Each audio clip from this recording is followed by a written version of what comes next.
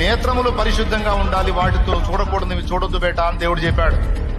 ఈరోజు cell phone నీకు అందుబాటులోకి వచ్చింది, పర్సనల్ లైఫ్ నీకుంది. నాకు తెలుసు మన సైకాలజీ ఏంటో, మన శరీర తత్వం ఏంటో.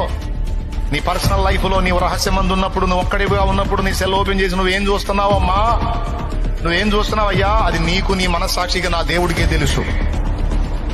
గుండెలో భయం, అరే నా కళ్ళను అపవిత్రం చేసుకుంటున్నాను, దీనివల్ల నాలో దురాశలు పుడతాయి, ఇతరుల మీద దురాలోచనలు కలుగుతాయి, ఇది చూడకూడదు కదా, నేను అపవిత్రమైనవి అశ్లీలమైనవి నేను చూడకూడదు కదా అన్న భయం ఉందా?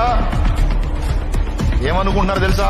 దేవుడికి అన్ని తెలుసులే, శరీరం బలహీనమని తెలుసులే, క్షమిస్తాళ్లే, కృపగలవాళ్లే, కనికరిస్తాళ్లే, ప్రభు బల దగ్గర ఒప్పుకుంటాలే. చాలామంది ఎప్పుడు చెబుతున్నాడుగా, ఒప్పుకోండి క్షమిస్తాడు, ఒప్పుకోండి క్షమిస్తాడని. చేయటం ఒప్పుకోవటం, చేయటం ఒప్పుకోవటం, అదే అలవాటుగా మారిపోయింది.